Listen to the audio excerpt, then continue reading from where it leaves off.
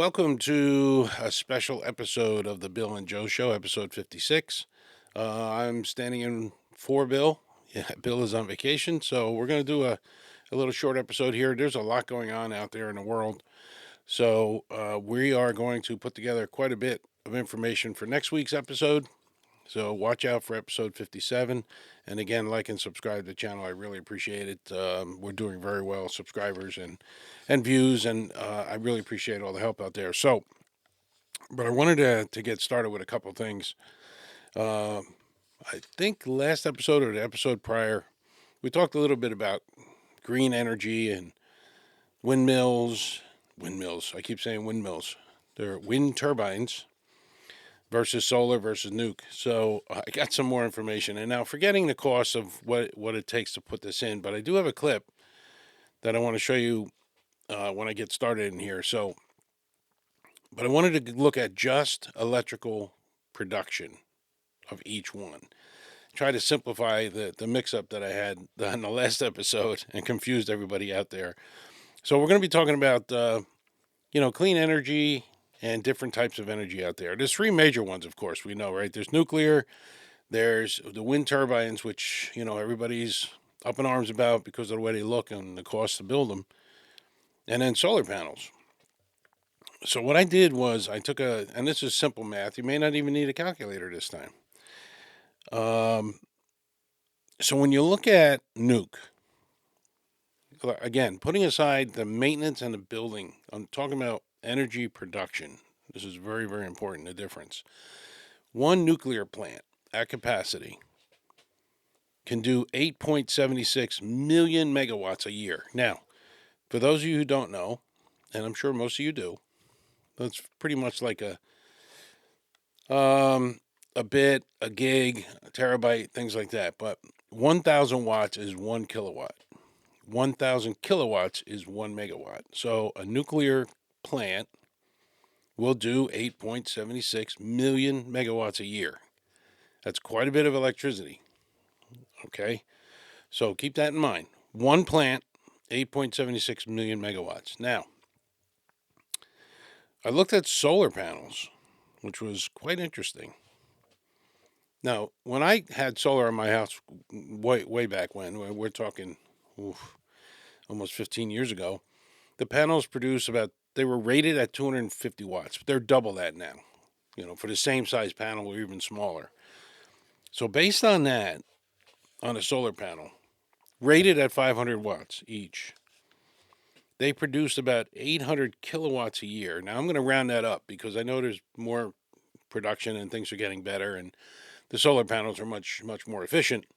So let's just say in 1 year, one panel creates 1 megawatt electricity. In order to match what one nuclear plant will do, you need about 8,800,000 panels. That's why when you see some of these solar fields, I'll put a picture or two here. When you see these solar fields, they're huge.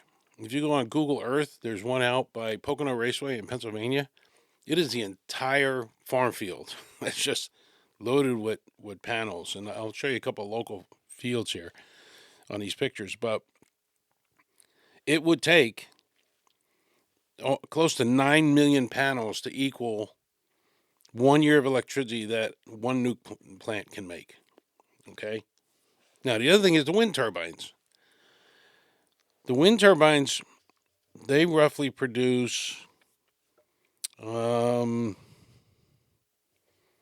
see, what do I got here? 50,000 megawatts per year. Now, if you take that number and try to match what a nuclear plant would do, you need 175 turbines running. Now, that's kind of what I was talking about last episode off the Virginia coast. They want to do 172, so if they do that, it'd be kind of equal to what one nuke plant will do. But picture 175 wind turbines out in the ocean. And those are the biggest ones that we can make that produce that kind of electricity. And they put them out in the ocean because there's a constant breeze, so they're constantly moving. It's not like out here you have no wind. They don't turn, you make no electricity. So in the ocean, they're much more efficient. But even with that, you need 175 turbines running all year to equal the power of one nuclear plant. Okay, just power for power. And we're trying to get to the nuke plant at 8.76 million megawatts. It would take 175 turbines a whole year to get that. Now, the controversy with turbines is the cost of the cement, diesel fuel to put them up, cranes, steel, and the oil that it takes to keep them lubricated. I'm going to show you a clip here. This is from Landman, and I mentioned this last time, but I couldn't find the clip. So here's a clip from Landman describing an on-land turbine and what it takes to build this and the carbon footprint that it creates, that in its 20-year lifespan is basically what they're working on, will never make up that carbon difference or the carbon that they, footprint that they use to build the thing. So, and in the oceans, I'm assuming it's even more, right? We know it's going to be more to build in an ocean because it's harder. But watch this clip. This is from Landman. I thought it was a pretty good description of really what we're not looking at when it comes to wind turbines. Now, in this particular skit here, they're using wind turbines in an oil field that they can't get electricity out there for.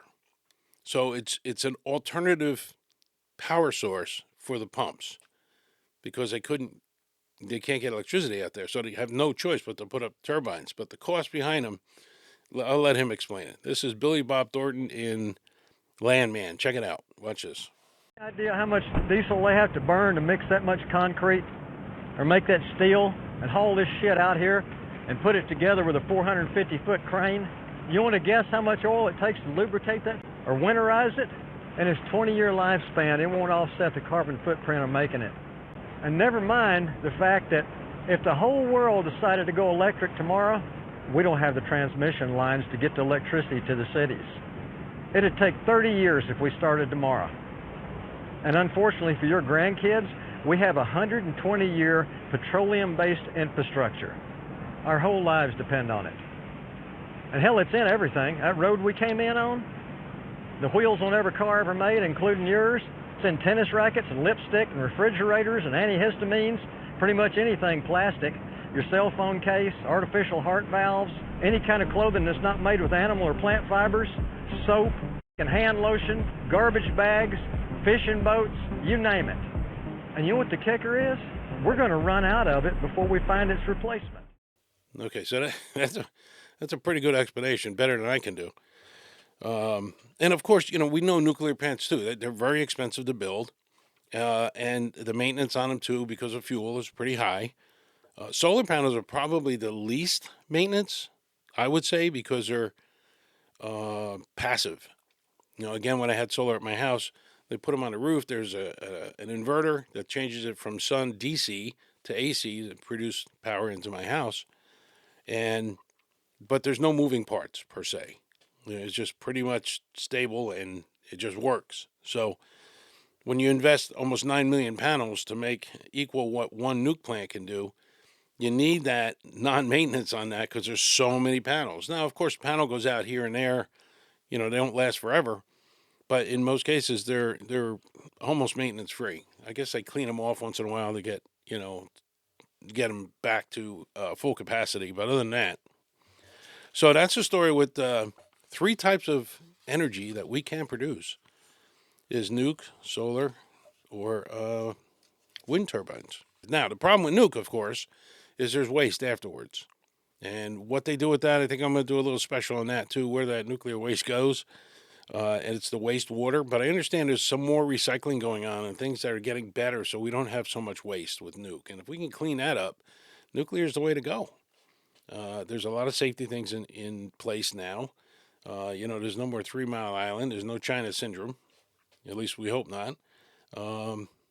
So anyway, you make your own deduction. I'm going to put up a little survey, what you think the best way to approach this electrical production would be.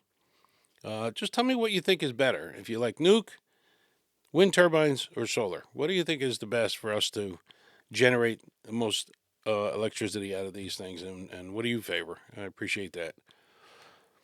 Lastly, what I wanted to do is I want to introduce a new segment. We're going to do this once a week. And we're going to call it Yesterday's Headlines. because the news every day. There's something going on. Now we know all about this fraud in Minnesota that's going on. The Maduro brought back to the U.S. And we're going to talk a lot about that next week. We're going to get more details and really dig into it. This is going to be a short show. Like I said, Bill's out, so I just wanted to get a show out there and talk a little bit, do a little bit of follow up. But anyway, this news section, we're going to call it yesterday's headlines. So I pulled up something that was in the headlines before, yesterday, and now it's kind of quiet. But it's got to do with the Nigeria, and the escalating violence that's out there against civilians. We talked about this a few episodes back and got a lot of attention, a lot of views. But, while all these big headlines are going on this week, about Venezuela's and protests in Iran now, some of their citizens are getting killed, or protesters, international trade, all this stuff that's going on. But what they're not talking about right now is according to a recent report from like a humanitarian organization out there, there's growing violence from armed groups. I mean, in the region, it's displaced over 680,000 people, and they create a dire situation. They have limited aid, limited food, and shelter, and this is constantly going. This has been going on for a long time in Nigeria, and it's just continuing.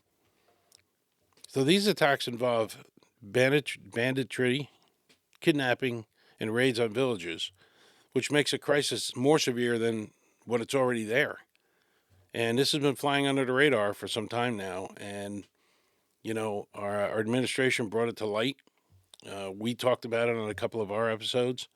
And Nigeria is one of the worst ones, and they're just getting hit hard. And like I said, we're talking 680,000 plus people are getting disbanded or moved out and displaced with no home, no food. It's really a growing problem that needs to be addressed. So we'll have more on that, but that is our new segment. Again, we're going to call it yesterday's headlines, and we're going to do a piece every week. We'll talk about something that's just not there anymore. So, Bill, I hope you're enjoying your vacay. We're glad to have you back next week, and we'll get this thing rolling again. But until then, this was a short episode, 56, and I hope you enjoyed it. See you next week. Thank you very much, everybody.